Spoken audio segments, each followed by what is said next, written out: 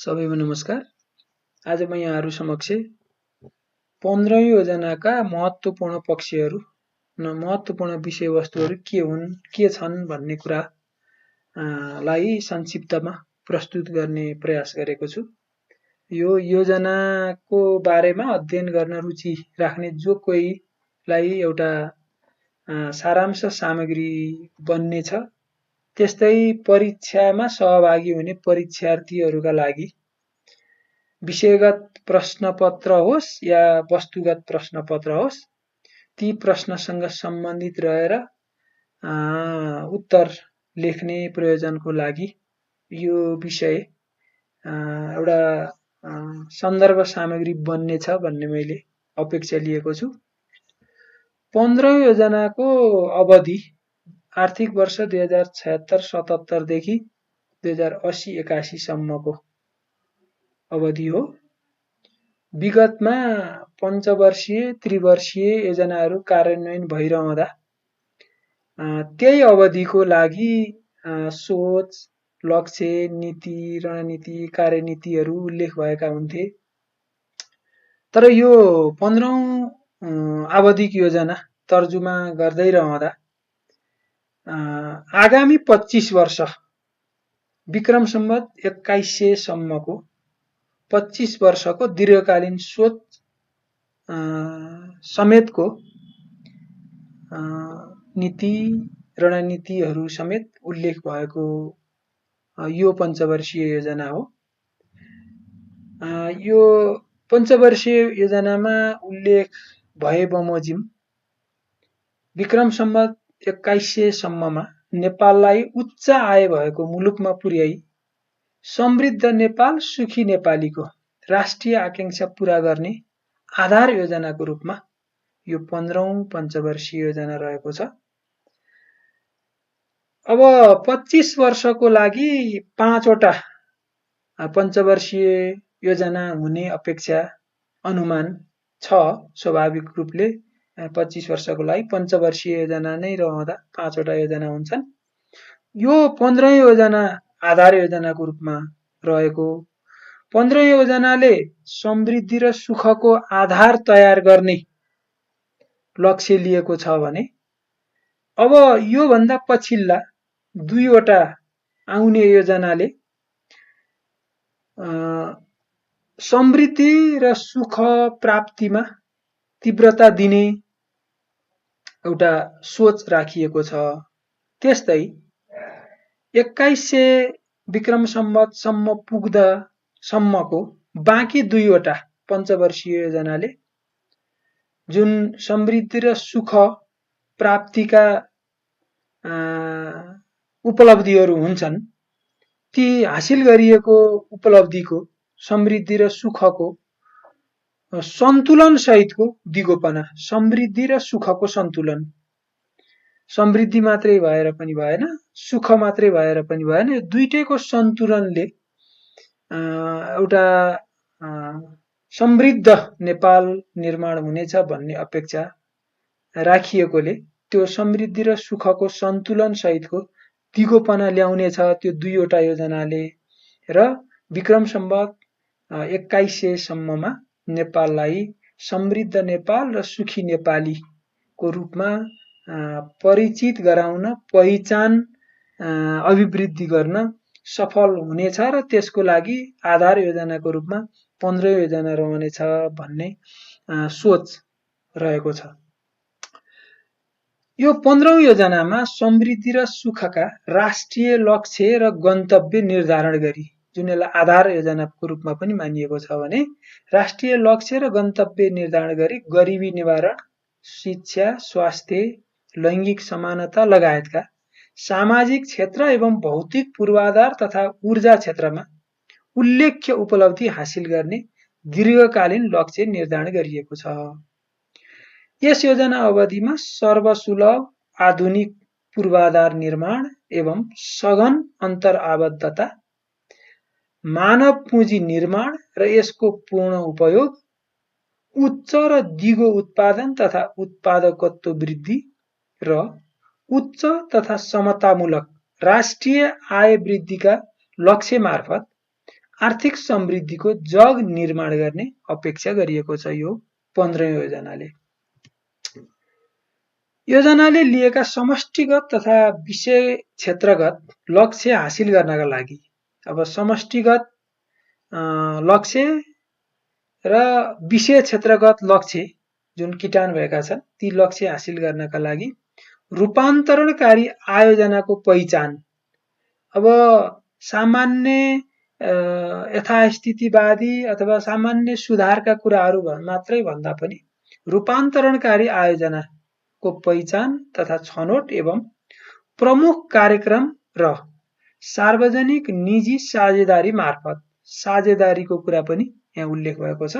सार्वजनिक निजी साझेदारी मार्फत सञ्चालन हुने विकास कार्यक्रम तथा आयोजना निर्क्युल गरी योजनामा समावेश गरिएका छन्। यस्ता यस्ता कार्यक्रमहरू हुन सक्छन् भनेर ती कुराहरू उल्लेख भएका छन्। 10 वटा राष्ट्रिय लक्ष्यलाई प्रमुख नतिजा क्षेत्रको रूपमा अवलम्बन गरी जुन यो योजनामा उल्लेख भएका 10 वटा राष्ट्रिय लक्ष्यका राष्ट्रिय लक्ष्यहरू छन् तिनीहरूलाई प्रमुख नतिजा क्षेत्रको रूपमा अवलम्बन गरिएको छ। यी राष्ट्रिय लक्ष्यहरू के हुन् भन्ने पछिल्लो स्लाइडमा आउनेछ। सो अनुरूप प्रभाव असर तथा प्रतिफल तहका सूचक र वार्षिक परिमाणात्मक लक्ष्य तय गरिएको छ। परिमाणात्मक लक्ष्य सहित दीर्घकालीन सोच बमोजिमका लक्ष्य तथा गन्तव्य सूचक एवं प्रादेशिक लक्ष्य तथा गन्तव्य सूचक तयार गरी समावेश गरिएको छ। अब जुन परिमाणात्मक लक्ष्य सहित दीर्घकालीन सोच बमोजिमका लक्ष्य तथा गन्तव्य सूचक जुन दीर्घकालीन सोचले एउटा अपेक्षा गरेको छ त्योलाई पूरा गर्नको लागि प्राप्त गर्नको लागि एउटा मापनीय आधार परिमाणात्मक लक्ष्य त्यस्तै प्रादेशिक लक्ष्य तथा गन्तव्य सूचक समेत तयार गरी यस योजनामा समावेश गरिएको छ। अन्तर्राष्ट्रिय प्रतिबद्धता अनुरूप विक्रम सम्वत 2087 सम्ममा दिगो विकास लक्ष्य हासिल गर्नुपर्ने विक्रम सम्वत 2079 सम्ममा नेपाललाई अति कम विकसित देशबाट विकासशील देशमा स्तरोन्नति गर्नुपर्ने विक्रम सम्वत 2087 सम्ममा मध्यम आय भएको मुलुकको स्तरमा पुर्याउनु पर्ने यी तीनवटा सोच एवं जिम्मेवारी छन्। राष्ट्रका एउटा गन्तव्य छन्, किटान भएका छन्, जानुपर्ने त्यहाँ छ। राष्ट्रिय अन्तर्राष्ट्रिय आवश्यकता सोच योजनालाई हेर्दा उपरोक्त कुराहरूलाई मध्यनजर गरी यो योजना तर्जुमा भएको छ। त्यहाँ पुग्ने 87 सम्ममा दिगो विकास लक्ष्य हासिल गर्नुपर्ने 79 सम्ममा नेपाललाई अति कम विकसित देशबाट विकासशील देशमा स्तरोन्नति गर्नुपर्ने र 87 सम्ममा मध्यम आय भएको मुलुकको स्तरमा पुर्याउनु पर्ने यी कुराहरूलाई मध्यनजर गरी यो योजना तर्जुमा भएको। योजनाबद्ध विकासको अवधिमा अहिलेसम्म हामीले हेर्दा अहिले 15 पञ्चवर्षीय योजनाको कुरा गरिरहँदा यस पूर्व 14 वटा आवधिक योजना नेपालमा कार्यान्वयन भइसकेका छन् भने 9 वटा पञ्चवर्षीय र 5 वटा त्रिवर्षीय योजना कार्यान्वयन भएका छन्। अब नेपालको संविधानमा यसलाई अलिकति कुन रूपले उल्लेख भएको छ भनेर हेर्दा नेपालको संविधानमा समुन्नत स्वाधीन र समाजवाद उन्मुख अर्थतन्त्रको निर्माण गर्ने परिकल्पना भए बमोजिम त्यो कुरालाई आधार मानेर संविधानले जे परिकल्पना गरेको छ नेपाललाई यसरी अगाडि बढाउने भन्ने समुन्नत स्वाधीन र समाजवाद उन्मुख अर्थतन्त्रको निर्माण गर्ने त्यो कुरालाई आधार मानेर यो योजना तर्जुमा भएको छ। अब यो आवधिक योजना कार्यान्वयन गर्दै रहँदा 15औं योजनामा उल्लेख भएको हाम्रा योजनाबद्ध विकासका चुनौती के हुन् त भनेर सरसर्ती त्यहाँ उल्लेख भएका कुराहरूलाई मैले टिप्पणी गर्ने कोसिस गरेँ। समन्वयिक आर्थिक समृद्धि र नागरिकको जीवनमा गुणात्मक सुधार गर्नु एउटा चुनौती छ। आधुनिक पूर्वाधार र गुणस्तरीय मानव पुँजी निर्माण गर्दै तीव्र आर्थिक वृद्धि हासिल गर्नु, निरपेक्ष र बहुआयामिक गरिबीको अन्त्य र आय असमानता सारभूत रूपमा घटाउनु, जुन आय असमानता छ त्यसलाई घटाउने कुरा पनि चुनौतीको रूपमा रहेको छ। व्यवस्थित शहरीकरण, एकीकृत एवं सुरक्षित बस्ती विकास, ग्रामीण पूर्वाधार विकास, स्वच्छ ऊर्जाको उपभोगमा वृद्धि र सूचना प्रविधिको विकास गर्नु त्यत्तिकै चुनौतीपूर्ण कार्य छ। उत्पादन र उत्पादकत्व वृद्धि गर्नु, उत्पादनशील रोजगारीका अवसरहरू अभिवृद्धि गर्नु, वित्तीय संघीयताको कुशल कार्यान्वयन गरी अहिले जुन संघीय शासकीय प्रणाली कार्यान्वयनको चरणमा छ, सुरुवाती चरणमा छ, वित्तीय संघीयताको कुशल कार्यान्वयन गरी समष्टिगत आर्थिक स्थायित्व कायम गर्नु, सामाजिक सुरक्षा र संरक्षण प्रदान गर्दै न्यायपूर्ण समाजको निर्माण गर्नु, त्यस्तै विपद जोखिम न्यूनीकरण गर्दै विपदका थुप्रै जोखिमहरू सम्भावनाहरू छन् हाम्रो देशको अवस्थालाई हेर्दा, विपद जोखिम न्यूनीकरण गर्दै उत्थानशीलता र जलवायु अनुकूलनशीलता हासिल गर्नु, सङ्घ प्रदेश र स्थानीय तहका कार्य जिम्मेवारी पूरा गर्न साधन स्रोतको लागत अनुमान, वितरण र जनशक्ति एवं संस्थागत प्रबन्ध गर्नु, यी 15 योजनामा उल्लेख भएका चुनौतीहरू, आवधिक योजना कार्यान्वयनका चुनौती हाम्रा विकास कार्य अगाडि बढाउनको लागि समृद्धि र सुखका आधारहरू तयार गर्ने क्रममा आइपर्न सक्ने चुनौतीहरू यी उल्लेख भएका छन्। यस्तै अवसर के छन् त सरसर्ती हेर्दा सङ्घ प्रदेश र स्थानीय तहमा क्रियाशील सरकार, अहिले तिनै तहमा जननिर्वाचित सरकार कारण क्रियाशील रहेको, विकास सुशासन र समृद्धिमा प्रतिस्पर्धा को अवस्था रहेको, प्रतिस्पर्धा हुन सक्ने, उपलब्ध जनसाङ्ख्यिक लाभलाई, जुन हामीसँग जनसङ्ख्याको एउटा सक्रिय जनसङ्ख्याको प्रतिशत ठुलो छ, त्यो जनसाङ्ख्यिक लाभलाई मानव पुँजी निर्माणको माध्यमद्वारा उपयोगको सम्भावना उच्च रहेको छ। प्रदेश र स्थानीय तहमा हुने वित्तीय हस्तान्तरणबाट पुँजीगत खर्च र गुणस्तर अभिवृद्धि भई सार्वजनिक सेवा प्रवाहमा सुधार हुने, स्थानीय अर्थतन्त्र विकासबाट रोजगारी, आय आर्जन र गरिबी न्यूनीकरण एवं राष्ट्रिय उत्पादनमा बढोत्तरी हुने यो अवसरको रूपमा देखिएको छ। प्राकृतिक, भौगोलिक, जैविक, पर्यावरणीय तथा सामाजिक सांस्कृतिक विविधताको बहुआयामिक उपयोगको अवसर रहेको छ। निजी क्षेत्रको लगानी, व्यावसायिकता र प्रतिस्पर्धात्मक क्षमता अभिवृद्धि तथा सहकारी र सामुदायिक क्षेत्रको उत्पादनशील क्षेत्रमा परिचालनद्वारा राष्ट्रिय पुँजी निर्माण योगदान पुग्न सक्ने अवस्था देखिएको छ। अर्थतन्त्रका संवाहक क्षेत्र र रूपान्तरणकारी आयोजनामा हुने लगानीले अर्थतन्त्रको आकार वृद्धि हुने अवस्था देखिएको छ। आन्तरिक स्रोततर्फ वित्त दायरा विस्तार गरी सार्वजनिक लगानी वृद्धि हुने अवस्था देखिएको छ। अन्तर सरकार साझेदारी र सार्वजनिक निजी साझेदारीबाट पुँजी निर्माणका लागि आवश्यक लगानी परिचालन गर्न सक्ने निजी क्षेत्रको पनि साझेदारीता वृद्धि हुँदै गएको, द्विपक्षीय तथा बहुपक्षीय विकास साझेदारहरूबाट प्राप्त प्रतिबद्धताले स्रोतको सुनिश्चितता प्रदान गर्ने प्रतिबद्धताहरू अलिकति सकारात्मक रूपमा देखिएको अवस्था, आर्थिक, सामाजिक र भौतिक पूर्वाधारको विकासबाट सेवा क्षेत्रको विकास भई अर्थतन्त्रको उत्पादन र उत्पादकत्वमा बढोत्तरी हुन सक्ने, उत्पादनशील रोजगारी सिर्जना, निर्यात अभिवृद्धि र आयात व्यवस्थापनका माध्यमबाट समष्टिगत आर्थिक स्थायित्व कायम भई समृद्धि हासिल गर्न सहयोग पुग्न सक्ने अवस्था देखिएका छन्। यी चाहिँ सकारात्मक संकेत जुन अवसरको रूपमा देखिएको छ। अब 15 योजनामा उल्लेख भएको राष्ट्रिय लक्ष्य के त भन्दा समृद्ध अर्थतन्त्र, सामाजिक न्याय तथा परिष्कृत जीवन सहितको समाजवाद उन्मुख लोक कल्याणकारी राज्यको रूपमा रूपान्तरण गर्दै उच्च आय स्तर भएको मुलुकमा स्तरोन्नति हुने आधार निर्माण गर्ने, यो चाहिँ राष्ट्रिय लक्ष्य यसमा किटान भएको छ। अब यो राष्ट्रिय लक्ष्यसँग सम्बन्धित नतिजालाई हेर्नको लागि प्रमुख नतिजा क्षेत्रको रूपमा 10 वटा लक्ष्यहरू रहेका छन्।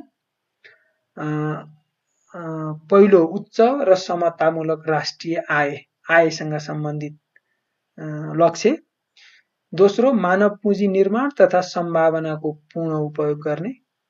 3 सर्वसुलभ आधुनिक पूर्वाधार एवं सघन अन्तर आबद्धता सँग सम्बन्धित। चौथो उच्च र दिगो उत्पादन तथा उत्पादकत्व। 5औं परिष्कृत तथा मर्यादित जीवन। 6औं सुरक्षित सभ्य र न्यायपूर्ण समाज। 7औं स्वस्थ र सन्तुलित पर्यावरण। 8औं सुशासन। 9औं सबल लोकतन्त्र र 10औं राष्ट्रिय एकता, सुरक्षा र सम्मान। यी राष्ट्रिय लक्ष्यहरूलाई आधार मानेर नतिजा क्षेत्रका सूचकहरू तयार भएका छन्। केही महत्त्वपूर्ण समृद्धिका परिमाणात्मक लक्ष्य र गन्तव्य तालिका, केही महत्त्वपूर्ण कुराहरूलाई मात्रै मैले यहाँ उल्लेख गरेको छु। धेरै छन्, यो 10 वटा क्षेत्रसँग सम्बन्धित सूचकहरू छन्। जस्तो आर्थिक वृद्धि दर अब 75-76 यसको यो आवधिक योजनाको सुरुको वर्षको अवस्था के, आधार वर्षको अवस्था के र 80-81 पञ्चवर्ष योजनाको लक्ष्य कति भन्ने कुरा। आर्थिक वृद्धि दर 6.8% बाट 10.3% पुर्याउने। प्रति व्यक्ति कुल राष्ट्रिय आय $1047 बाट $1595 पुर्याउने। गरिबीको रेखामुनि रहेको जनसङ्ख्या 18.7% बाट 9.5% मा झार्ने। मातृ मृत्यु दर प्रति लाख जीवित जन्ममा 239 रहेकोबाट 79 मा झार्ने। 5 वर्ष मुनिको बाल मृत्यु दर यो पनि प्रति 1000 जीवित जन्ममा 39 बाट 24 मा झार्ने। साक्षरता दर 15 वर्ष माथिको 58% बाट 95% पुर्याउने। यो 2068 को जनगणनामा साक्षरता दर 58% रहेको थियो। आधारभूत तह कक्षा 1-8 को खुद भर्ना दर 93% बाट 79% पुर्याउने। माध्यमिक तह यहाँ आधारभूत भएछ। माध्यमिक तह कक्षा 9-12 को खुद भर्ना दर 46 बाट 65% पुर्याउने।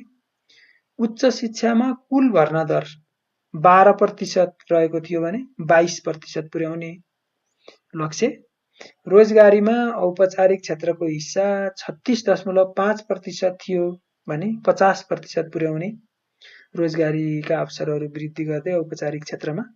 विद्युतमा पहुँच प्राप्त परिवार 88% बाट 100% पुर्याउने।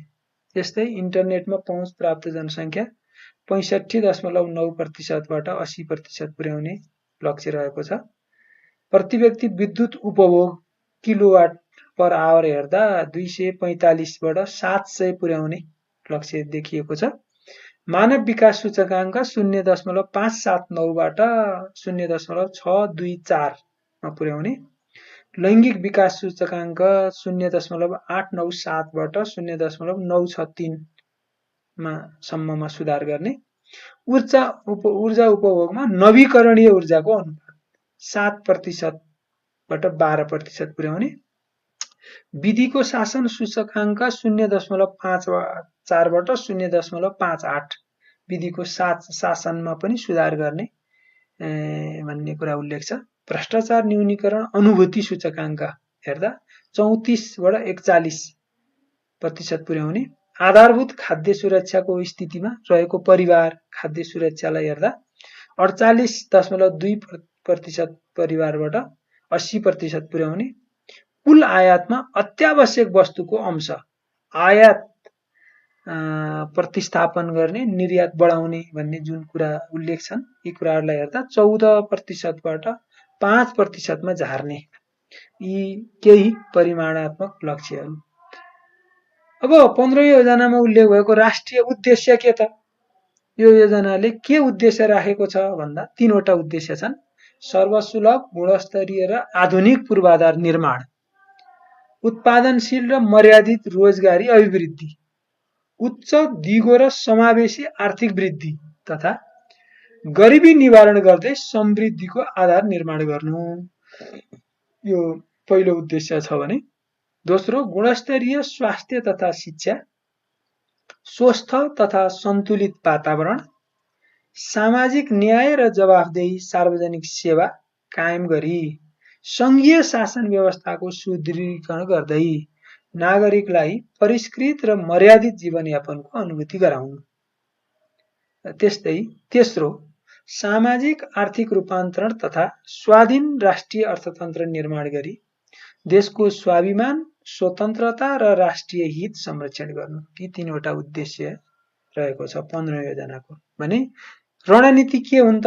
राष्ट्रिय रणनीति सरसर्ती हेर्दा 8वटा रणनीति उल्लेख भएका छन्।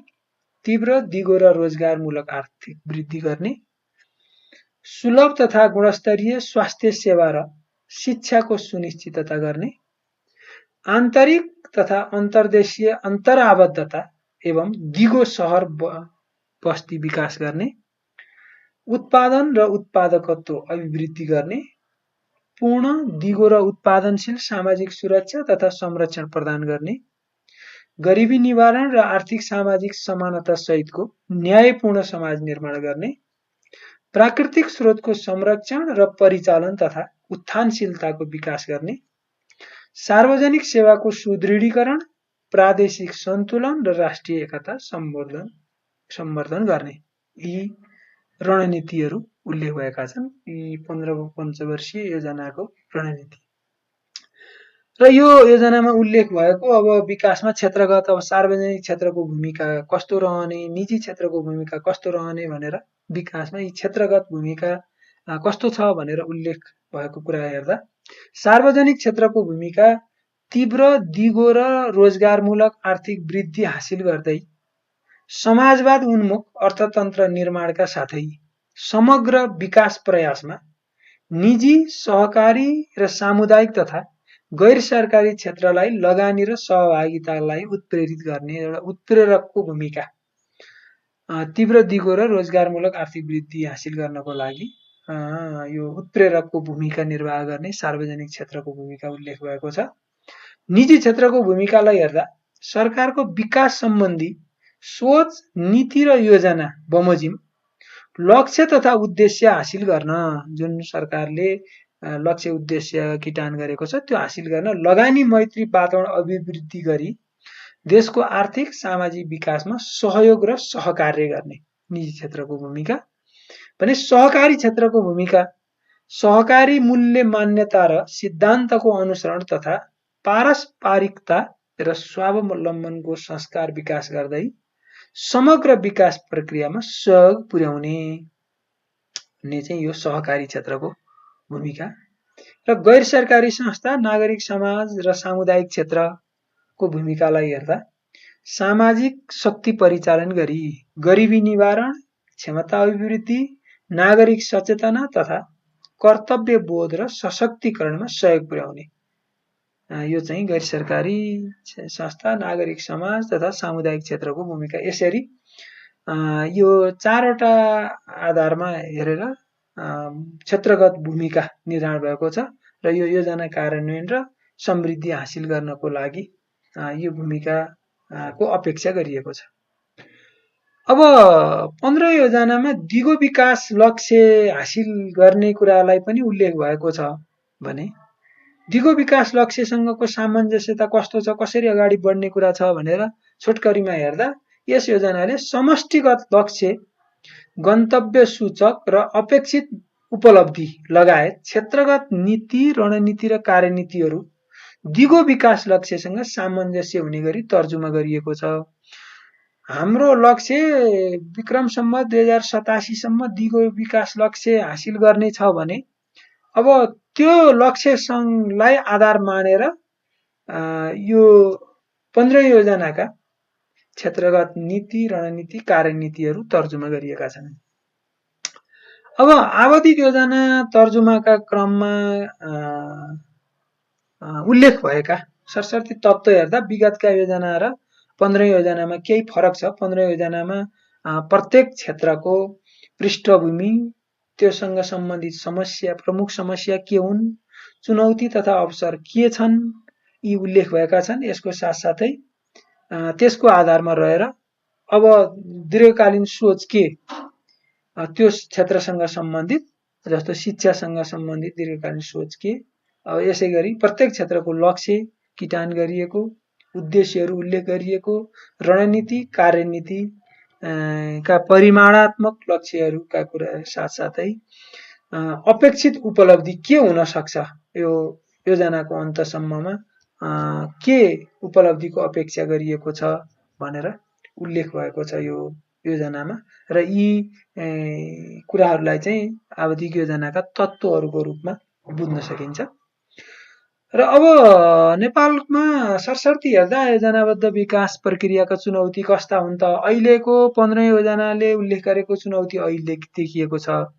समग्रमा हामीले 15वटा योजना कार्यान्वयन गर्दै आउँदाखेरिका अनुभवलाई हेर्दा के कस्ता चुनौतीहरू देखिएका छन् भन्ने कुरालाई मैले हेर्ने कोसिस गरेको छु। विगतको योजनाको वस्तुनिष्ठ समीक्षा गर्नु, एउटा योजनाको समीक्षा गरेर त्यसको अब्जेक्टिभली समीक्षा गरियो भने अगाडि बढ्नलाई एउटा आधार, स्पष्ट आधार हुन्छ, त्यो गन्तव्य निर्धारण गर्न सहज हुन्छ।